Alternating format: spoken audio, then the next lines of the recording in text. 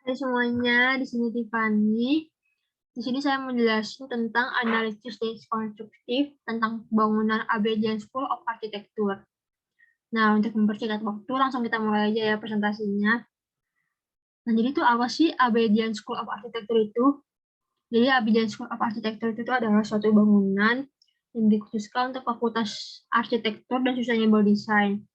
Nah, bangunan ini tuh didirikan dengan arsitektur oleh Craft Studio dengan luas area sebesar 2.500 meter persegi dan selesai tahun 2013.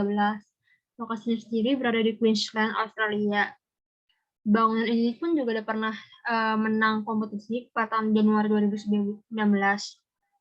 Jadi emang bangunannya rada ikonik banget gitu di Queensland, Australia. Kemudian, apa sih sebenarnya dekonstruktif ini? Mungkin pada masih belum tahu kan dekonstruktif itu apa.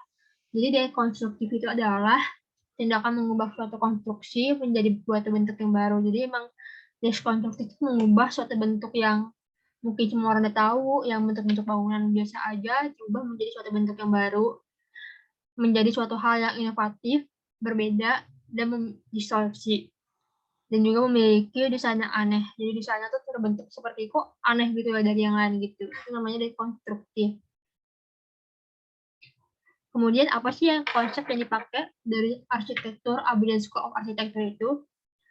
Nah, jadi konsep yang dipakai dalam membangun sebuah bangunan ini adalah dikhususkan untuk gimana sih caranya make a proper design, yaitu membuat suatu desain yang benar dan baik gitu.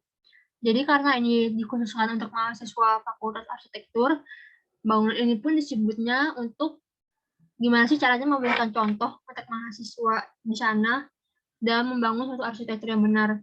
Jadi benar-benar bangunan itu untuk dicontohkan pada mahasiswa caranya gimana sih membangun arsitektur yang benar. Ini loh arsitektur yang benar dalam membangun sebuah arsitektur yang benar juga. Di sini tuh kita bisa ngeliat ada kolom-kolomnya sendiri itu. Kolom-kolomnya itu menyangga sebuah lembar atap yang rada panjang gitu, itu untuk melindungi matahari langsung. Jadi memang dari semua bangunan ini tuh benar-benar gimana caranya supaya bisa membangunnya yang benar dan nyaman buat penghuni di dalamnya.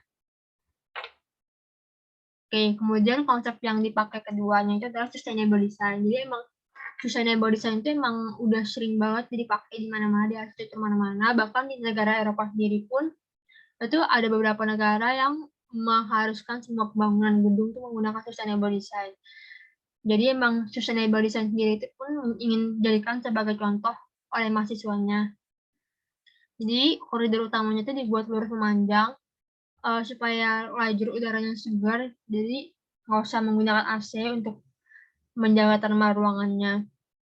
Terus di situ juga ada bangunannya itu dipakai struktur beton yang dari materialnya itu dapat menyimpan suhu di siang hari, suhu panas, kemudian mengeluarkannya di siang hari. Jadi memang mereka nggak menggunakan AC, tapi menggunakan material dan sistem yang baik. Gimana caranya supaya bisa menjaga termal ruangan. Kemudian di sini tuh ada idenya dari arsitekturnya sendiri. Beliau menjelaskan kalau we needed to space for students, share space. Kemudian beliau juga menjelaskan the idea was to create this friction between students. Friction is a good sense. Learning to see what stuff is being done and not cost of in rooms. Jadi emang tujuannya dari arsitekturnya sendiri itu adalah gimana sih caranya supaya semua mahasiswa itu bisa berhubungan secara langsung gitu. Semua mahasiswa itu secara nggak sengaja berhubungan itu dari bentuk open space tersebut. Bisa dilihat dari layout sendiri tuh benar-benar semuanya itu nggak ada batasan gitu, nggak ada tembok-tembok yang berdiri teguh sangat tinggi dan mengganggu pemandangan gitu. Semuanya itu bisa melihat sama lain. Di sini juga diilustrasikan oleh Sir Peter Hook tentang suasana mahasiswanya yang akan dibangun pada sebuah arsitekturnya tersebut. Kemudian Craft Studio sendiri juga mementingkan suasana bermasyarakat dan teater kecil. Jadi emang semuanya dipentingkan juga, seperti membuat suatu furnitur dengan biru yang sama. Dia bentuknya tuh rada aneh, rada bengkok gitu, tapi tetap menyelesaikan fungsinya.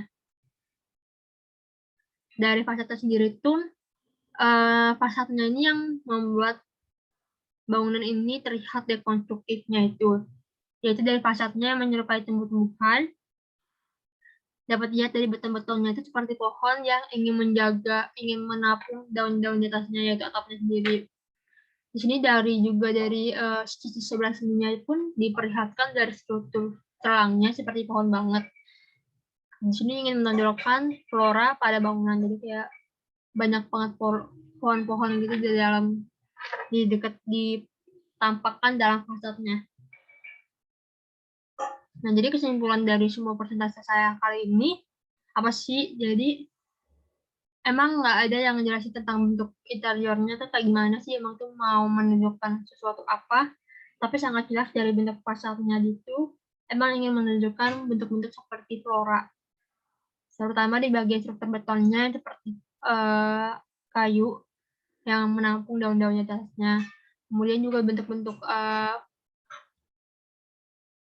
bentuk-bentuk mejanya tadi yang kita lihat itu pun memperlihatkan struktur dekonstruktifnya. Jadi emang flora dan meja-mejanya pun sudah menunjukkan bentuk dekonstruktif sebuah bangunan tersebut. Ini tidak seperti bangunan biasa yang kayak gedung-gedung biasa kita lihat, yaitu gedung tinggi yang selalu berbentuk kotak atau bagaimana, tapi desainnya sangat berbeda dari desain yang lainnya. Sekian, terima kasih dari saya. Kurang lebihnya mohon maaf. Semoga presentasi kali ini bisa membantu kalian semua dalam mengerti apa sih dekonstruktif dan juga pengaplikasiannya dalam suatu bangunan. Terima kasih.